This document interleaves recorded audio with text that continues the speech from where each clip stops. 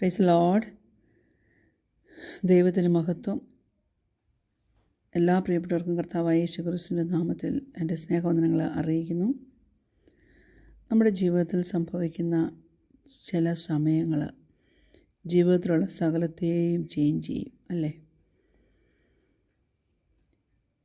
പറയുന്ന ചില വാക്കുകൾ ഒരിക്കലും തിരിച്ചെടുക്കാൻ പറ്റാതെ ജീവിതത്തിൽ വരും. നമ്മൾ ജീവിച്ചുകൊണ്ടിരുന്ന അവസ്ഥയിൽ നിന്ന് പെട്ടെന്ന് നമ്മുടെ ജീവിതം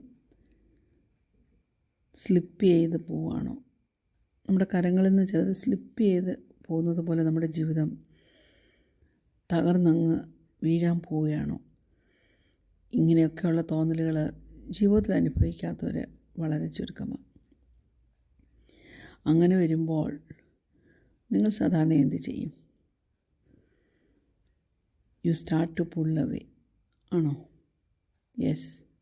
not because you have stopped believing, but because you don't know how to pray from a place like this. പ്രാർത്ഥിക്കുന്നത് എങ്ങനെയാണെന്ന് അറിയാൻ മേലാതെ പോകും. എൻ്റെ പ്രിയപ്പെട്ടവരോട് ഞാൻ പറയട്ടെ, നിങ്ങളുടെ ജീവിതത്തിൽ ചില അനുഭവങ്ങൾ അപ്രതീക്ഷിതമായി വരുമ്പോൾ എങ്ങനെയാണ് ഇതിനു വേണ്ടി പ്രാർത്ഥിക്കുന്നതെന്ന് പോലും അറിയാൻ മേലാതെ ആയിപ്പോതില്ലേ? ഇറ്റ് ഹേർട്സ്, നിന്നെ വേദനിപ്പിക്കുന്നുണ്ടായിരിക്കും. ഇറ്റ്സ് മെസ്സി, കുഴഞ്ഞു മറിഞ്ഞായിരിക്കും കിടക്കുന്നത്. It's not what you pictured, നീ വിചാരിച്ചതുപോലെയും പ്രതീക്ഷിച്ചതുപോലെയും അല്ലായിരിക്കും സംഗതികൾ. പക്ഷെ ഞാൻ പറയട്ടെ, ദൈവം എങ്ങോട്ടും മാറിപ്പോയിട്ടില്ല കേട്ടോ. നീ നല്ല റൈറ്റ് വേർഡ്സ് ഉപയോഗിച്ചിപ്പോൾ സംഗതി അവനെ ബോധിപ്പിക്കണമെന്നൊന്നും അവന് ആഗ്രഹിക്കുന്നില്ല, ആവശ്യപ്പെടുന്നില്ല. ഒൺലി തിങ് ഈസ്, അവൻ വെയിറ്റ് ചെയ്യുക. എന്തിനാണെന്നറിയാമോ? ഈ വിഷയത്തിലേക്ക് നിനക്ക് ആ ദൈവത്തെ ഒന്ന് പ്രവേശിപ്പിക്കാമോ? Can you let God in your life? തകർന്ന നിൻ്റെ ജീവിതത്തിലേക്ക് ദൈവത്തെ ഒന്ന് ക്ഷണിക്കാമോ? അവൻ വന്നോളും. ദൈവം ഇതിലേ അവൻ വരിക മാത്രമല്ല, അവൻ വന്ന് നിൻ്റെ ജീവിതത്തെ നിനക്ക് ശരിയാക്കി തരികയും ചെയ്യും.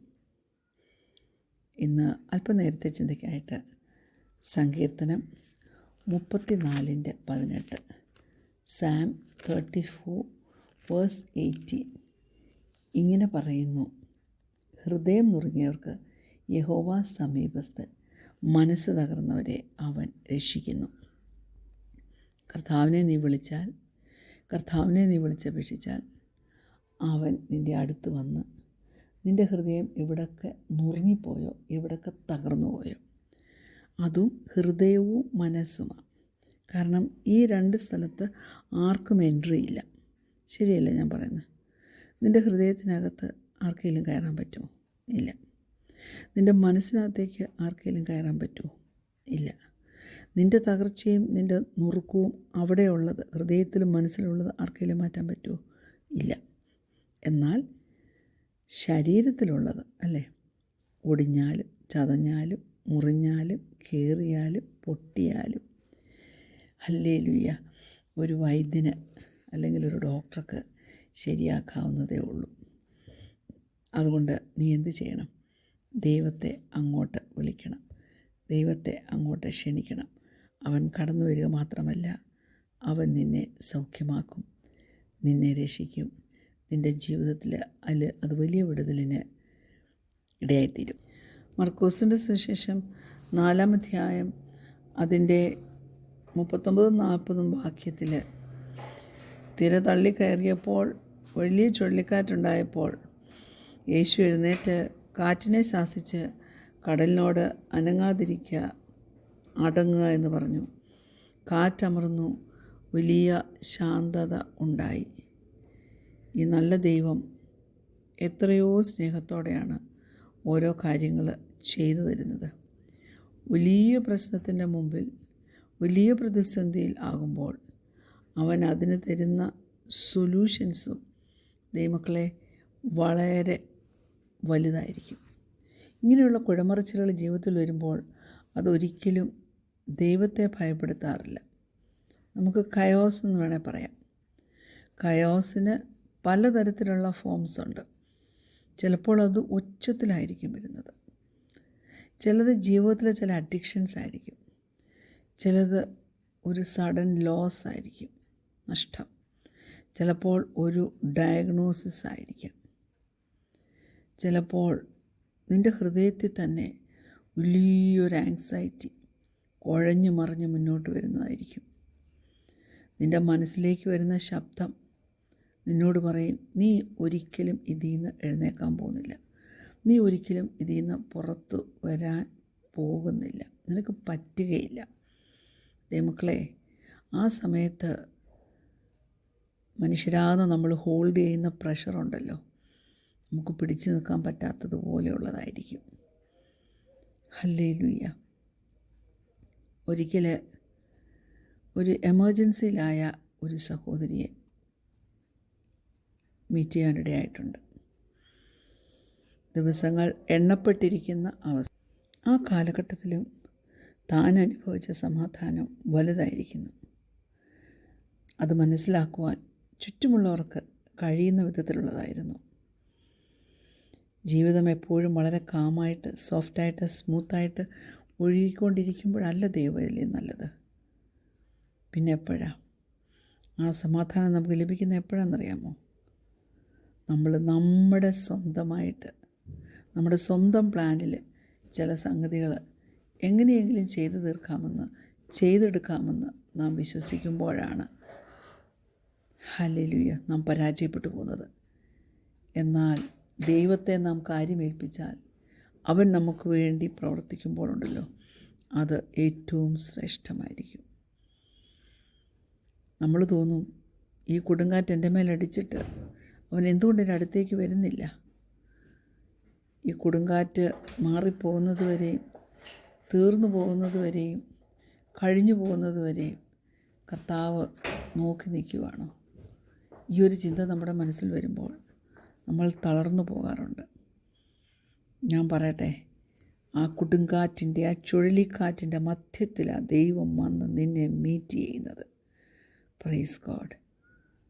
ഞാനിത് നിങ്ങളോട് പറയുമ്പം നിങ്ങൾ ഓർക്കണം, ഞാനൊരു തിയറി പറയുമല്ല, എന്തെങ്കിലും സ്വന്തമായി കൊണ്ടുവന്ന് സ്ഥാപിക്കാനായിട്ട് വരികയല്ല.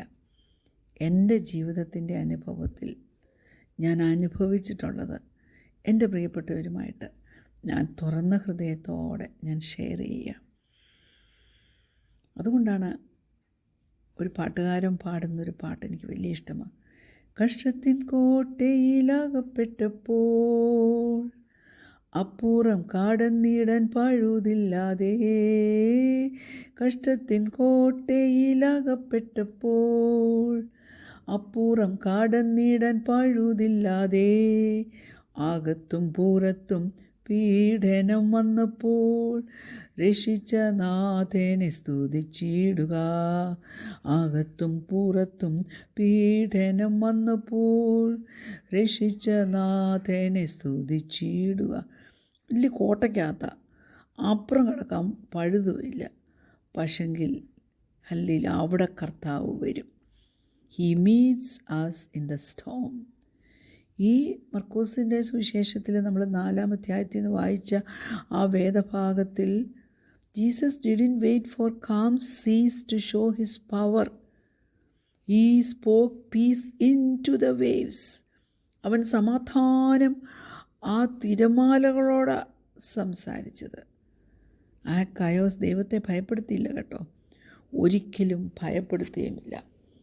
ഞാൻ എൻ്റെ പ്രിയപ്പെട്ടവരോട് പറയട്ടെ, നിൻ്റെ കയോസിലേക്ക് ദൈവത്തെ നീ അനുവദിക്കുമ്പോൾ അതിൻ്റെ അർത്ഥം ഒറ്റ രാത്രി കൊണ്ട് ആ സ്റ്റോം അങ്ങ് ഡിസപ്പിയർ ചെയ്യുമെന്നല്ല. അതിൻ്റെ ഒരർത്ഥം, കുഞ്ഞേ, നീ ഇത് ഫേസ് ചെയ്യുന്ന ഒറ്റയ്ക്കല്ല. അതുപോലെ നീ പ്രിറ്റൻഡ് ചെയ്യണ്ട, ഇതിൻ്റെ നങ്കൂരം എൻ്റെ ദൈവത്തിൻ്റെ കയ്യിലുണ്ട്, അതുകൊണ്ട് അവന് ഇഷ്ടമുള്ളതങ്ങ് ചെയ്തോട്ടെ എന്ന് നീ അങ്ങ് പറഞ്ഞുകൊണ്ട് ഇരിക്കണ്ട. നിൻ്റെ ദൈവം നിൻ്റെ സമാധാനമാണ്, നിൻ്റെ ദൈവം നിൻ്റെ റെഫ്യൂജാ. Praise God. എല്ലാം ചുറ്റും കിടന്ന് കറങ്ങുമ്പോഴും ഓർക്കണം, ആ കരം, ആ വൻകരം നിന്നെ സഹായിക്കുമെന്ന്. ഇന്നിപ്പോൾ നിൻ്റെ ജീവിതം തകർന്ന് നുറുങ്ങിപ്പോവാണെന്ന് നിനക്ക് തോന്നും. നിൻ്റെ ജീവിതത്തിൻ്റെ പല അവസ്ഥകളും പല ഡയറക്ഷനിലേക്ക് പറന്നു മാറുകയാണെന്ന് നിനക്ക് തോന്നുമായിരിക്കും. കുഞ്ഞേ, നീ സാവധാനത്തിൽ ശ്വാസം വിട്. You breathe. Is already there. Let him sit with you in the middle of the mess and speak peace over it. നീ ഫേസ് ചെയ്യുന്ന മെസ്സിനോട് ദൈവം സംസാരിക്കട്ടെ. അതേസമയം ഓർത്തുകൊള്ളണം കേട്ടോ, എവിടുന്നാണ് ഈ മെസ്സ് വരുന്നതെന്ന്, എവിടുന്നാണ് ഈ കയോസ് നിൻ്റെ നേരെ വരുന്നതെന്ന് അറിയാവുന്നൊരു ദൈവത്തെയാണ് നീ സേവിക്കുന്നത്. ഹല്ലേലൂയ. ആ ദൈവം സകലതും കൈകാര്യം ചെയ്യും. നമുക്ക് പ്രാർത്ഥിക്കാം. കർത്താവേ, എൻ്റെ ജീവിതം സ്കാറ്റേർഡായിട്ട് തോന്നുമ്പോൾ, ഔട്ട് ഓഫ് കൺട്രോളായിട്ട് തോന്നുമ്പോൾ, ഞാൻ എത്ര ഫിക്സ് ചെയ്യാൻ നോക്കിയിട്ടും എനിക്ക് ഫിക്സ് ചെയ്യാൻ പറ്റാതെ ഇരിക്കുമ്പോൾ, കർത്താവേ, നീ ഒന്ന് ശാന്തമാക്കണമേ. ഇപ്പോഴും എനിക്ക് ആ ഭാരം ഫീൽ ചെയ്യുന്നുണ്ട് അപ്പച്ച. നീ അതൊന്ന് ഓർഗനൈസ് ചെയ്ത് തരണമേ. ഞാൻ ഹോൾഡ് ചെയ്യുന്ന സകല പ്രഷറും നിൻ്റെ മുമ്പിൽ സമർപ്പിക്കുന്നു. ആ കയോസിൻ്റെ മുകൾ നീ സമാധാനം സംസാരിക്കണമേ. കർത്താവിനെ സഹായിക്കുന്നതിനാൽ സ്തോത്രം. യേശുവിൻ്റെ നാമത്തിൽ തന്നെ ആമേൻ. Praise the Lord. God bless you all.